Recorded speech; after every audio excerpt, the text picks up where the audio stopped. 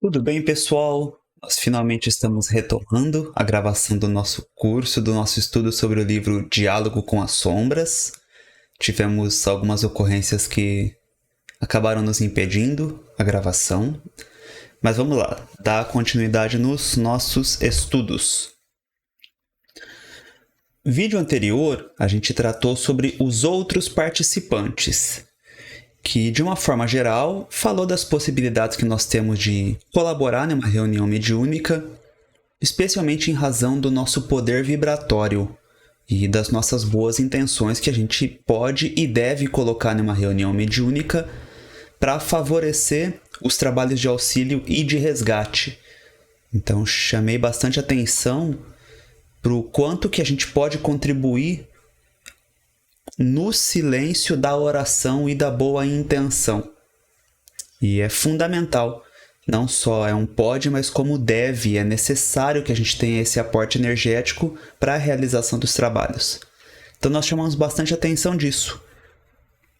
Os itens que vêm após, dando sequência no livro, é o capítulo que trata sobre assistentes no sentido de assistir, de estar presente vendo a reunião, de acompanhar a reunião, a respeito se é possível, se é legal ou não que isso aconteça. E o outro item que vem após, 2.1.5, fala da renovação do grupo. Eu achei que não compensava, que não era uma boa questão tratar desses itens. Eu achei que a gente ia perder tempo falando disso, não só tempo, mas também o foco, porque a gente acho que chegou num ponto já de amadurecimento das nossas reflexões que já nos cabe falar propriamente sobre os diálogos. Então essa coisa da renovação do grupo, a gente já falou bastante. Eu acredito que não convém falar disso novamente, por mais que seja um aprofundamento. Quem quiser saber o que o autor acha sobre esses pontos, eu recomendo entrar no livro. Eu acho que não vale mais para a nossa tarefa de abordar o diálogo, utilizar mais do nosso tempo para isso. Então, desta maneira, a gente avança para o capítulo 2.2, para a segunda parte do livro, que trata dos desencarnados, e agora sim nós vamos começar a entrar no clima da reunião mediúnica. O autor começa falando dos orientadores, ou dos bons espíritos que não só protegem, mas como se manifestam em uma reunião mediúnica, que podem se manifestar. Depois, aí ele vai ter o longo leque dos espíritos que são o objeto da reunião de desobsessão. Então, assim, só para a gente entender a estrutura do texto. Ele faz a abertura e vai ser o foco do nosso vídeo de hoje, falando sobre os orientadores espirituais. E depois, o livro todo vai se debruçar para falar sobre os obsessores, com todas as aspas sempre colocadas para isso. Então vamos agora cumprir a metodologia, porque depois nós ficamos desonerados para tratar dos diversos tipos de espírito. E eu acho que é importante a gente ter alguma compreensão aqui da parte dos orientadores, ver a opinião do autor, para também nos instruir no nosso próprio aprendizado. Acho que é muito importante, porque não tem trabalho de resgate sem os orientadores espirituais. Então é importante nós termos algumas reflexões a respeito desses amigos. Então, 2.1.1 Os orientadores. Sempre que um grupo de pessoas se reúne para trabalho de natureza mediúnica, um grupo correspondente de espíritos se aproxima. Todos nós temos no mundo espiritual companheiros, amigos e guias, tanto quanto desafetos e obsessores em potencial ou em atividade. Quer dizer, todos temos amigos espirituais e desafetos, aqueles que a gente não pode ainda chamar de amigos, seja por nossa dificuldade ou pela dificuldade deles. Mas nós temos vínculos positivos e vínculos não positivos.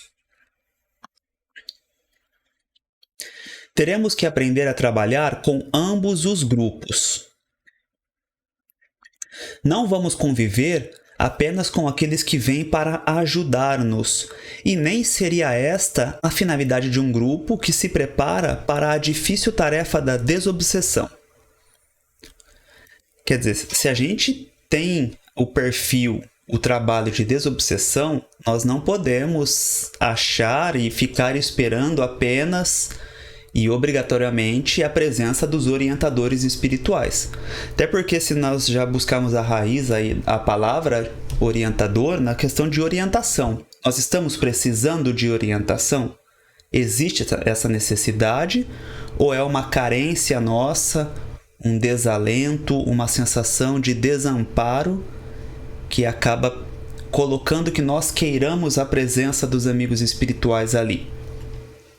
Então acho que a palavra já nos chama para reflexão do quanto a gente tem uma dependência ou uma necessidade, ou não, ou o quanto nós estamos com os estudos em dia, com o grupo fortalecido e bem conduzido, confiante, orientado nos estudos e nas próprias condutas e nos próprios resultados do trabalho, de modo que a gente confia na obra, pelo que a própria obra se revela. Afinal, é pelo fruto que se conhece a árvore, né?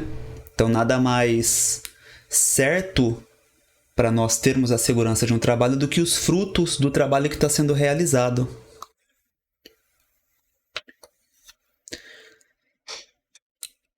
Então, nem seria a finalidade de um grupo que se prepara para a tarefa de desobsessão ficar esperando apenas a companhia dos orientadores espirituais.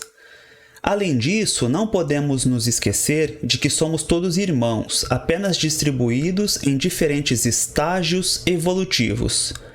Enquanto alguns se acham à nossa frente, por terem caminhado um pouco mais do que nós, outros seguem um passo ou dois atrás. É a lei universal da fraternidade. Aliás, é da lei universal de fraternidade que todos se apoiem mutuamente para chegarem à paz interior que é o reino de Deus em cada qual. Então vamos lá. Enquanto alguns se acham à nossa frente por terem caminhado um pouco mais que nós, outros seguem um passo ou dois atrás. O autor traz uma forma de abordar, e eu gosto muito, que é a imagem de uma trilha. Eu vejo a nossa jornada espiritual, a nossa caminhada espiritual justamente como uma trilha. Nós estamos em uma marcha.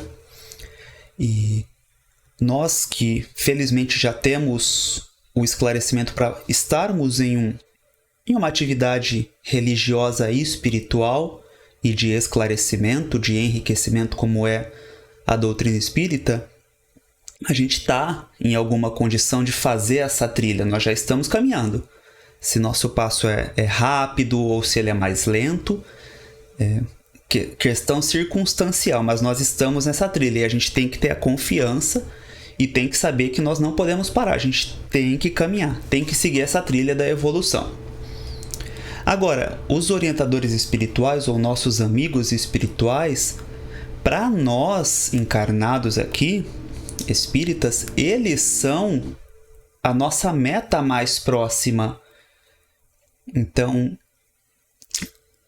a forma como eles trabalham, a gente vai enxergando isso com a experiência, com o tempo, é para nós uma instrução. O modo de agir deles já é uma instrução e já deve inspirar e orientar as nossas aspirações. Eu estou colocando isso porque assim, nós temos, de maneira muito clara, Jesus como o guia e modelo. Então, nessa trilha, Jesus é o primeiro. É o que está lá na ponta puxando todo mundo. É ele quem vai na frente. É ele quem começou essa jornada para nós, humanidade terrena. É ele quem está na ponta dessa trilha. E a coisa vem vindo. Ele é o primeiro que marca o caminho. E nós temos várias e várias outras inteligências e corações que estão também marcando e deixando as pegadas. E a gente vai no rastro. A gente vai tentando se apoiar e seguir essas entidades que estão à nossa frente.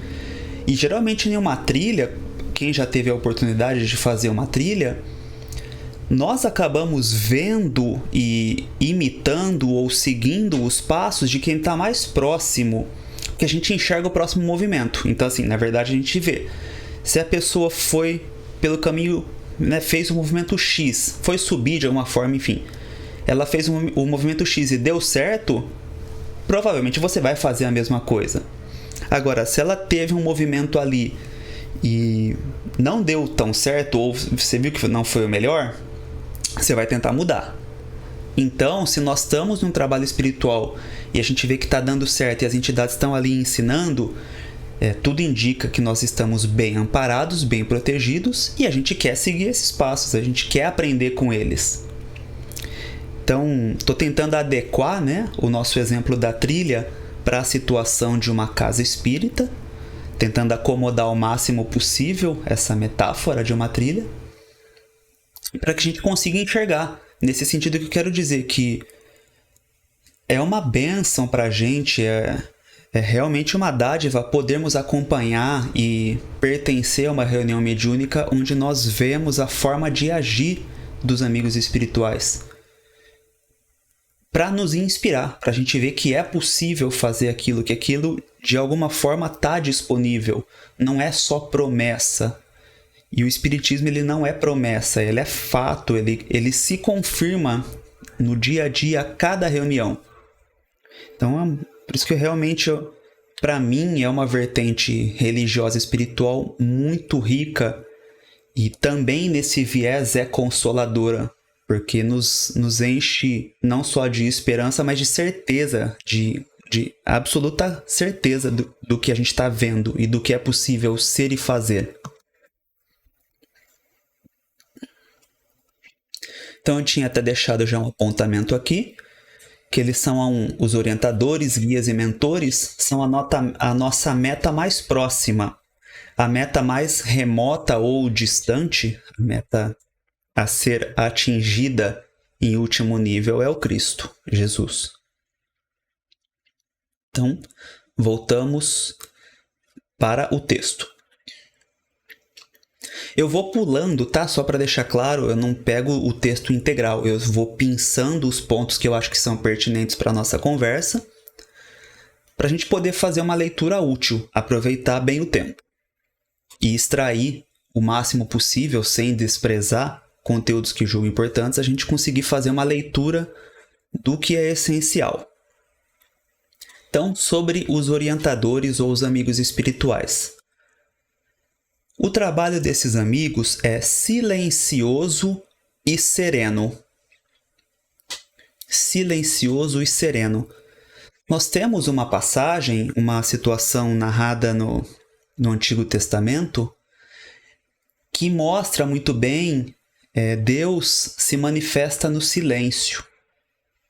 Então, nós temos o hábito de achar, né, que por ser o Todo-Poderoso, que Deus vem violentamente, que ele vem com força, e a gente acha que a manifestação de força, de barulho ou de virilidade, algo nesse sentido, a gente costuma acreditar que isso é manifestação de grandeza, de poder. Mas na verdade não é. Na verdade, a grandeza é a serenidade e o silêncio. Porque essas são desafiadoras. Fazer barulho, bater no peito, gritar e falar alto e dizer, isso até os primatas fazem, né? Exceto o dizer, dizem do modo deles, é claro. Mas isso qualquer pessoa faz. Então, usar da brutalidade para se afirmar e para tentar manter o seu território é do instinto animal. A proposta desafiadora é ser silencioso e sereno. E tem que andar junto, não pode ser só o silêncio no qual a gente emudece, mas está ali remoendo e está querendo agredir e perde a serenidade. O desafio é silenciar e serenar. E embora eu esteja falando isso, não quer dizer que eu consigo fazer, tá? Eu estou só observando e também tomando nota para mim a respeito disso.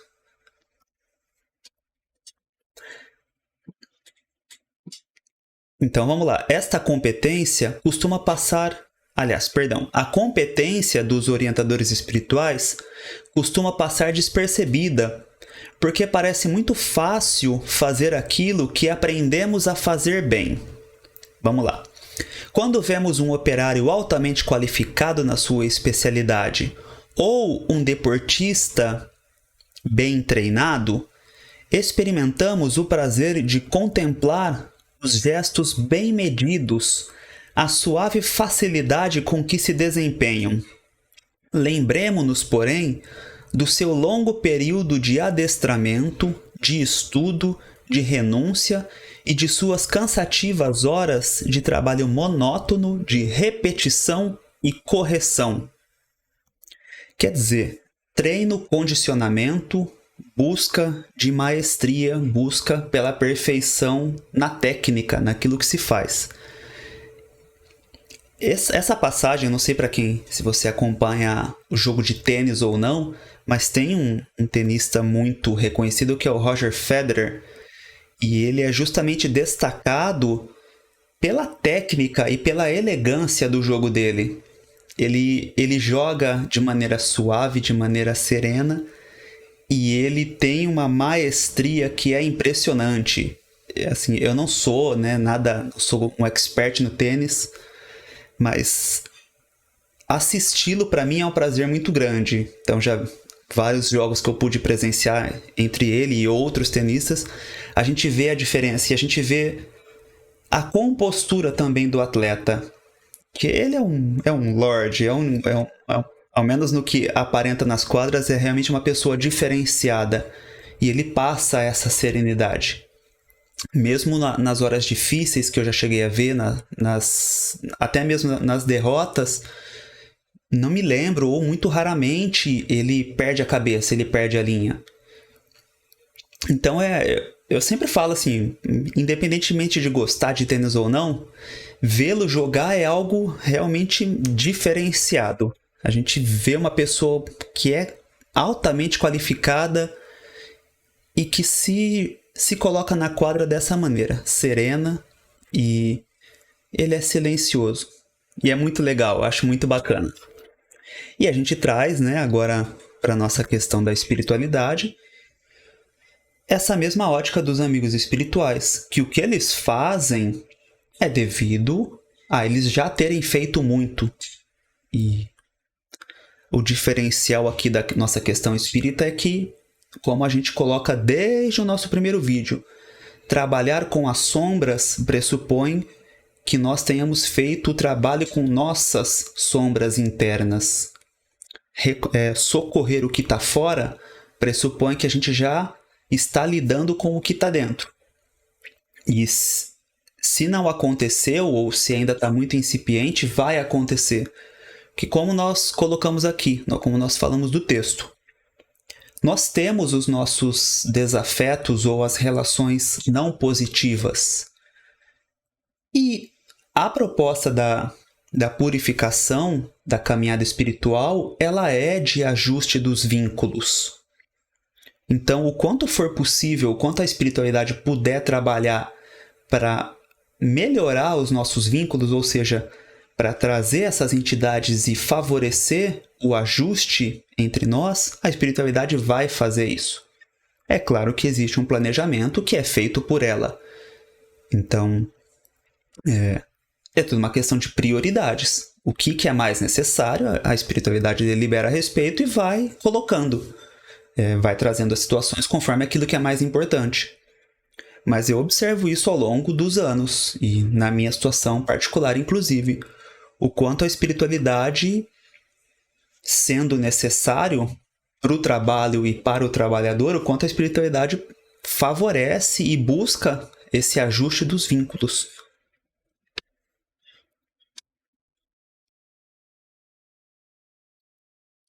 Então, seguindo no texto, para quem está acompanhando na tela, mudou um pouco a fonte, que eu mudei a forma aqui de fazer o famoso Ctrl+C, Ctrl+V.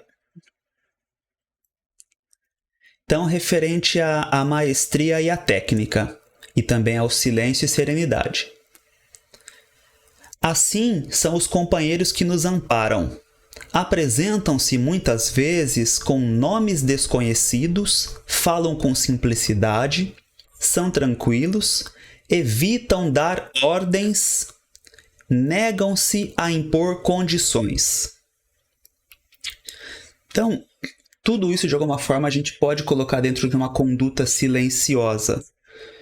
E aí a questão de não querer aparecer, de evitar dar o nome, tudo isso entra no campo da humildade do espírito, mas também uma necessidade de humildade do grupo espírita. Porque nós adoramos, né? A gente adora um nome, a gente adora algo para chamar, todo mundo quer algo especial para chamar de seu. E a gente se apoia nisso e nos achamos super especiais porque temos a companhia, a presença do espírito X. Embora X remeta a Humberto de Campos, mas enfim. Espírito Y, Z. Mas, no fundo, o próprio Deus, ele não dá um nome. Eu sou o que sou. Nós chamamos Deus, né? Mas se for olhar no Antigo Testamento, vai estar lá, eu sou o que sou. Então essa coisa de um nome, de identidade, de bandeira, de querer dizer que aqui é bom, que aqui é melhor, isso é coisa nossa. Que nós gostamos de pertencer a uma tribo ou a algo que a gente se destaque. Nós queremos destaque. E a espiritualidade que já avançou e saiu dessa situação da egolatria, não tem o porquê ficar fazendo isso. Então é parte da conduta deles preservar a discrição, o silêncio. E falando sobre eles, preferem ensinar pelo exemplo, discorrendo sobre a anatomia do trabalho diante do corpo vivo do próprio trabalho. Porque assim, se nós queremos saber questões muito propriamente teóricas, a doutrina ela vem suprir esse papel. A reunião mediúnica ela é um laboratório e é um corpo vivo. E não é exatamente, enquanto a coisa está acontecendo ali, não é o papel da reunião mediúnica, até porque as energias é tudo muito trabalhado para o trabalho acontecer. Então,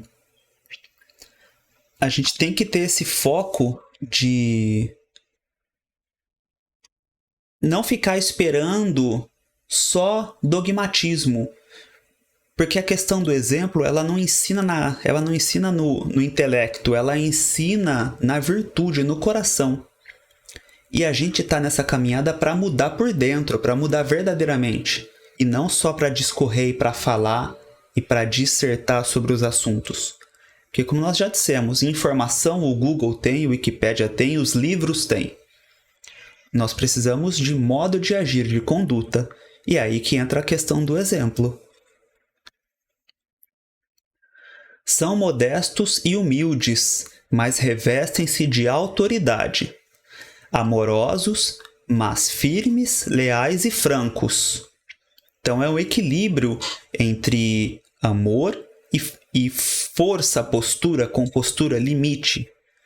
Então é um amor que sabe colocar os limites e que, como nós sabemos, muitas vezes diz não e tem que dizer não e tem que frear as coisas e tem que orientar, conduzir, restringir, se for o caso, para que não se perca. Então é o amor bem orientado. Aconselham, sugerem, recomendam e põem-se de lado a observar. Corrigem, retificam e estimulam. Essa parte aqui do põe-se de lado a observar. No sentido de que é nosso papel. A gente enxerga como que eles fazem, entende, tenta entender e aplica. Então é questão de ser provado, de dar prova de que a gente está tentando ou já consegue fazer as coisas. E se nós já conseguimos fazer as coisas, muitas delas pelo menos, se a gente já tem condições de fazer o trabalho rodar, acontecer em integração com a espiritualidade, cada vez nós demandaremos menos deles, dos amigos espirituais. E algo que nós falamos desde o começo do nosso estudo, e é a forma como eu encaro interiormente, nós não estamos em uma casa espírita para que a espiritualidade faça o esforço de descer até nós. Nós estamos para subir e chegar na espiritualidade. A obrigação é nossa, nos cabe essa tarefa de elevação e ela é de cada um de nós. A gente não pode ter essa crença errônea de que o trabalho fica e deve ficar todo a cargo da espiritualidade no sentido de eles vão vir, vão fazer tudo e a gente vai ficar aqui só numa situação passiva e se acostumar e se acomodar com isso. Quanto mais nós conseguirmos nos elevar e compreender e tentar participar das frequências ou das condições de trabalho dos amigos espirituais, mais eles vão estar livres para fazer outras coisas. Então, nós diminuímos a tarefa da espiritualidade quando a gente busca se melhorar e fazer algumas coisas a mais. Sempre essa questão do fazer a mais, buscar um pouco a mais, para a gente aliviar o trabalho deles. Porque vai estar no texto, salvo engano, e nós já sabemos que a maior parte do trabalho é feita pela espiritualidade. Então, se nós gostamos de verdade desses que chamamos de amigos espirituais, vamos fazer a nossa parte. Vamos ir atrás do que nos cabe, da nossa evolução, do nosso progresso, e assumir o quanto possível as questões entre os dois planos.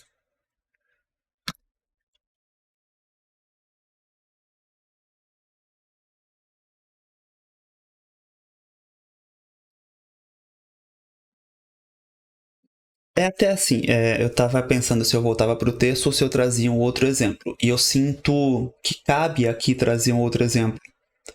Porque eu estou aprofundando, ou tentando aprofundar nos estudos do Antigo Testamento, junto ali do que o Haroldo Dutra Dias ele já gravou, já está disponível, e até um material publicado tratando do assunto. Nós temos também uma visão bem distorcida e bem equivocada a respeito do Antigo Testamento, falando até que está superado, que, enfim, que espírita em geral a gente não toca no Antigo Testamento, toca um pouquinho no Novo Testamento, em alguma coisa de Jesus, e talvez toque um pouco na doutrina espírita. Não, também às vezes não tanto. Mas tudo isso que a gente lê, que a gente fala, se nós tivermos a compreensão correta, a orientação de estudo, essa já é a mensagem do Antigo Testamento. Justamente essa mensagem de que a tarefa de elevação é nossa. E eu gosto do que o Haroldo coloca, de que os profetas do Antigo Testamento, eles são tentativas de elevação. Cada qual no seu modo, na sua linguagem, no seu tempo, na sua cultura, mas eles são ensaios de espiritualidade, de conexão maior, que depois a gente tem o arremate com a figura do Cristo. Mas nós temos o convite desde o começo para a gente chegar até Deus, para nós sairmos da nossa posição confortável e nós subirmos. E aí o livro de Êxodo é justamente esse momento da transição, em que nós saímos da escravidão, e a palavra Egito ela remete à estreiteza, limite ou escravidão. A gente sai do Egito para buscar um processo de conhecer melhor a Deus e de entrar em contato, de ter uma fidelidade e uma comunhão com Deus. Então, o livro de Êxodo, ele já é esse convite para a gente sair dos nossos limites, daquilo que nos prende à escravidão, e a gente pode colocar isso a escravidão da matéria, do materialismo, e ter esse processo diferenciado de espiritualização. Então, quando a gente tem esse olhar correto, a Bíblia como um todo, ela já muda, vira outro livro. Então eu recomendo muito o estudo proposto pelo Haroldo Dutra Dias. Tem o estudo de Gênesis já está completamente disponível, e o de Êxodo acho que está no meio. E tem um outro estudo anterior de Levítico que eu ainda não fiz, porque eu estou seguindo a ordem do Antigo Testamento ali. Mas é um convite interessante, que muda a nossa visão. A gente entende o cristianismo de maneira diferente, e o espiritismo também. Então a gente vê que o convite de espiritualização, ele está feito há muito tempo. Nós que não entendemos. E aí a gente fica falando do que não é importante. A gente olha para as coisas não importantes e perde de vista a proposta de elevação. E isso acontece no espiritismo o tempo todo. É muito comum a gente se perder ou a gente ter erudição e falar de coisas porque não sei o que, X, enfim, questões. Ok, cultura espírita, tá bom, mas a gente não pode se perder e esquecer da nossa proposta, que é purificação e elevação. Então, é um chamado forte que eu tô fazendo, que eu sinto a necessidade de fazer e que eu senti na minha vida e que é realmente desafiador, que é essa jornada de ascensão.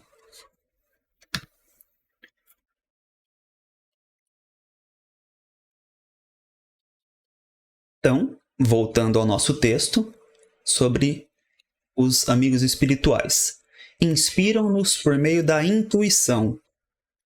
Acompanha-nos até mesmo no desenrolar de nossas tarefas humanas. Guardam, porém, o cuidado extremo de não interferir com o mecanismo do nosso livre-arbítrio, pois não se encontram ao nosso lado para resolver por nós os nossos problemas, mas para dar-nos a solidariedade do seu afeto.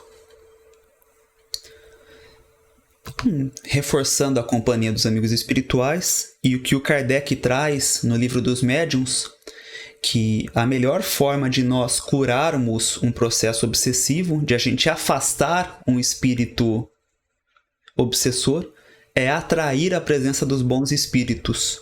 Então, o trabalho ativo em uma casa de boas intenções e bons propósitos atrai a companhia dos amigos espirituais e nos ajuda, nos traz essa proteção contra as obsessões.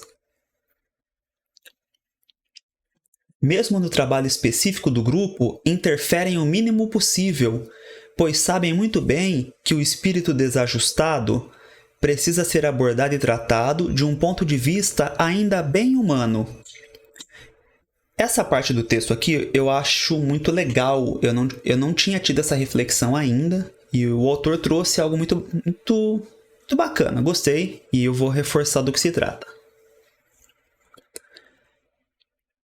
Interfere o mínimo possível, pois sabem muito bem que o espírito desajustado precisa ser abordado e tratado de um ponto de vista ainda bem humano.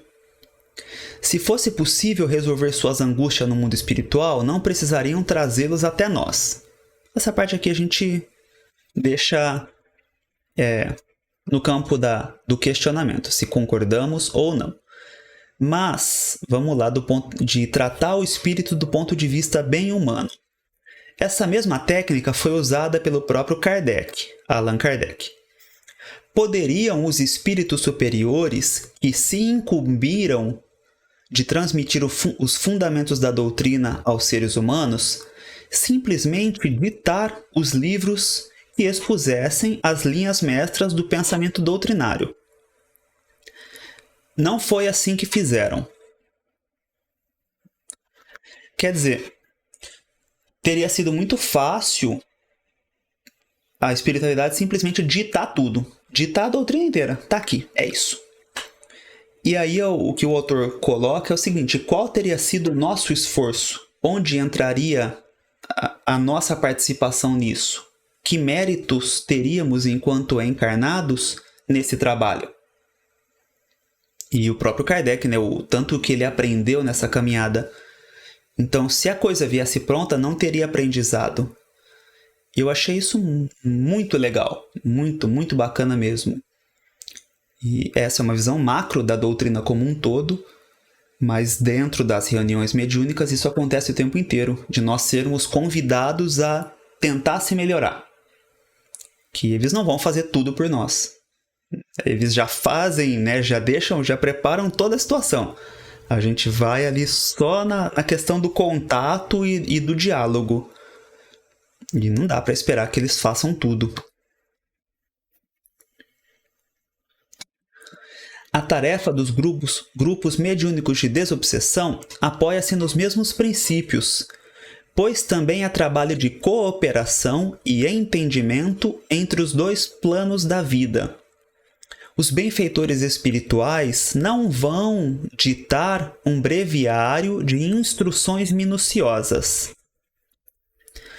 É preciso que fique margem suficiente para a iniciativa de cada um, para o exercício do livre-arbítrio, para que tenhamos o mérito dos acertos, tanto quanto a responsabilidade pelos erros cometidos. Em suma, os espíritos não nos tomam pela mão, mas não deixam de apontar-nos o caminho e seguir-nos amorosamente. Não desejam de forma alguma que nos tornemos dependente deles para qualquer passo que tenhamos de dar. De novo, a gente está numa trilha. A gente está caminhando. E eles também estão caminhando, eles estão avançando. Essa trilha ela é de progresso interior, né, de iluminação interior, e é de resgate das regiões sombrias, densas e das relações dificultosas. Então, eles estão se movimentando e a gente tem que movimentar junto. E não podemos ficar ancorados ali, presos, achando que eles vão ficar à nossa mercê e fazendo as coisas do jeito que a gente quer que sejam feitas.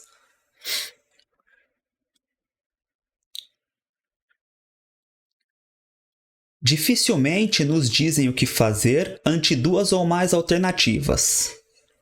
Devemos ou não acolher um companheiro que se propõe a trabalhar conosco? Devemos ou não excluir outro que não está se entrosando? São problemas nossos e temos que resolvê-los dentro do contexto humano, segundo nosso entendimento e bom senso. A função dos orientadores espirituais mais responsáveis não é ditar normas. Mesmo com relação à essência do trabalho, limitam-se a aconselhar e sugerir, mas não impõem sua vontade.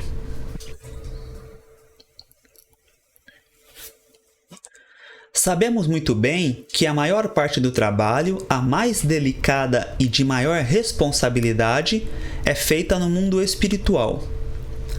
Os espíritos desarvorados, seja por que razão for, já vêm para a manifestação mediúnica com um certo preparo prévio.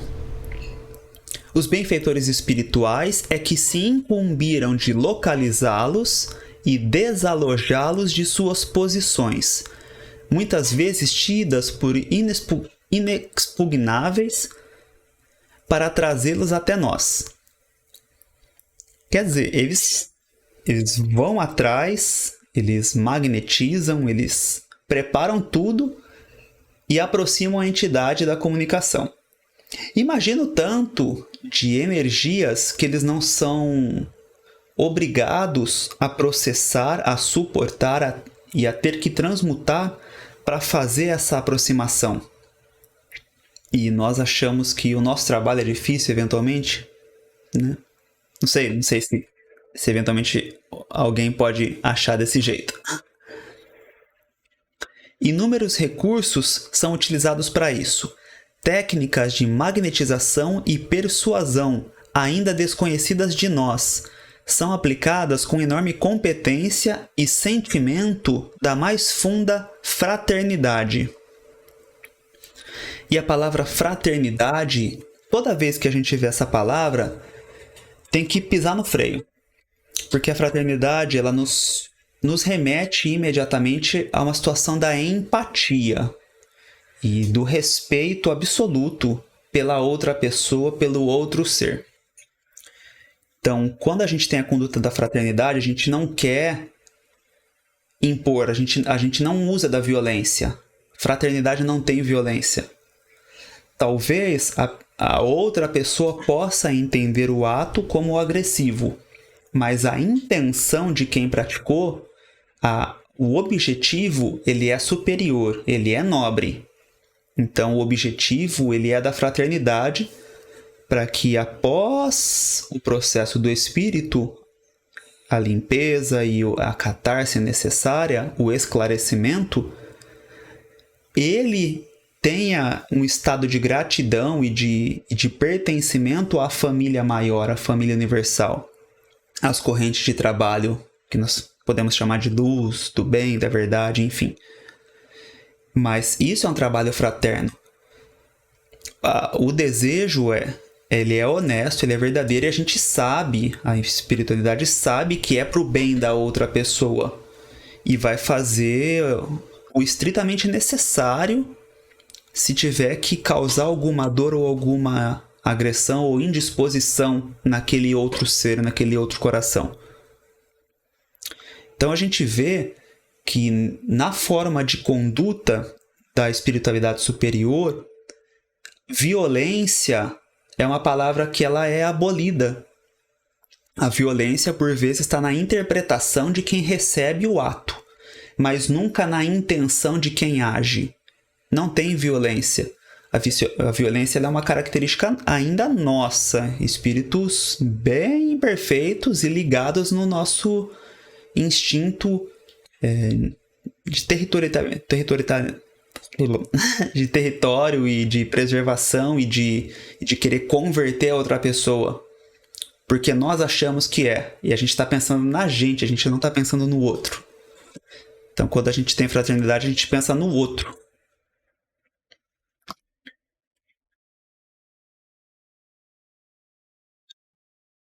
Nenhum trabalho mediúnico sério é possível sem o apoio desses dedicados e muitas vezes anônimos companheiros, e situados quase sempre em planos muito superiores aos nossos, concordam em voltar sobre seus passos e vir nos estender as mãos generosas e seguras.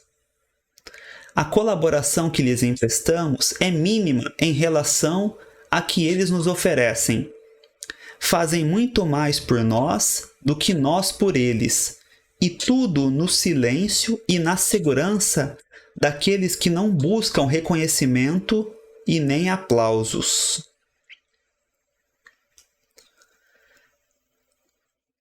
Essa parte aqui. Concordam em voltar sobre seus passos e vir nos estender as mãos generosas e seguras.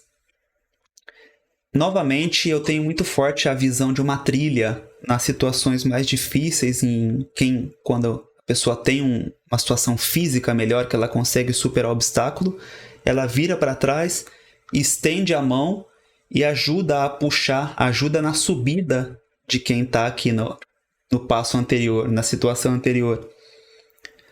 Mas vamos lá. Tem que querer subir, né? Tem que aceitar a ajuda aí, insistir. Tem que querer seguir avançando, superar o obstáculo.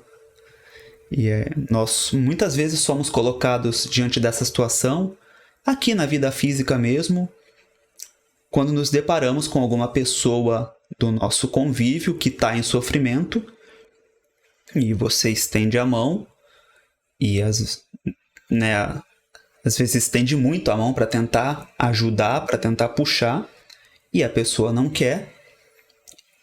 E no fundo, muitas vezes a pessoa quer que você dê um passo atrás ou que você vá no buraco com ela. Então a gente tem que tomar cuidado também para não se perder nesse processo, para a gente não esquecer a nossa caminhada e não ficar atolado no buraco do outro. Esse também eu acho que é um grande ensinamento. Porque como a gente sabe, a própria espiritualidade superior, se nós deliberamos desviar o nosso caminho, inclusive a casa espírita como um todo, eles vão cada vez mais se afastando, até porque a frequência muda. E eles vão se distanciando e outros espíritos mais perspicazes aí e com intenções não boas vão se aproximando. E eles vão ficando distantes, eles estão seguindo. A trilha está seguindo.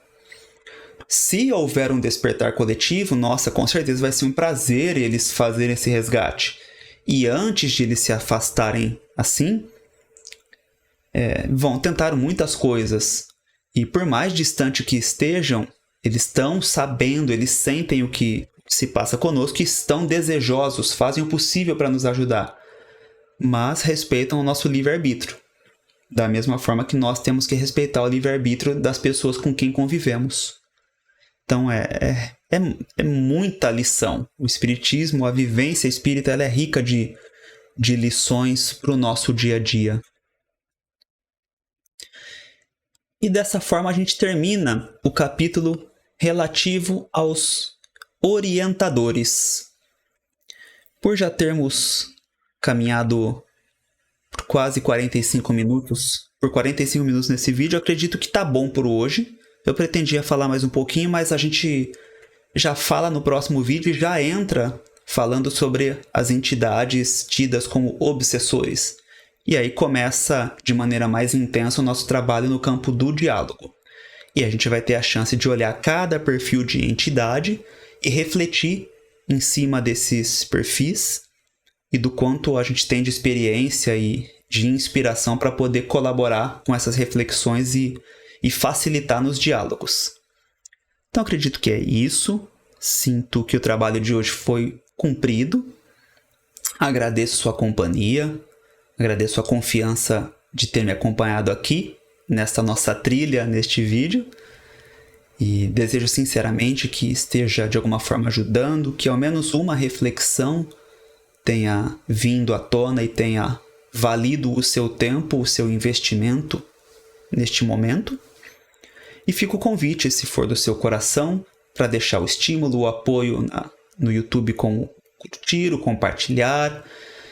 Para ter conhecimento dos próximos vídeos, tem a opção de se inscrever e de ativar um sininho, é um símbolo de um sino que aparece, e toda vez que tiver um vídeo novo, você é informado disso. E fica o convite para quem quiser de fazer as práticas meditativas que estão disponíveis no canal também. Todas elas têm essa proposta de nos ajudar com a nossa elevação. E agradeço. Por hora é isso, me sinto muito satisfeito e espero que vocês também. Muito obrigado.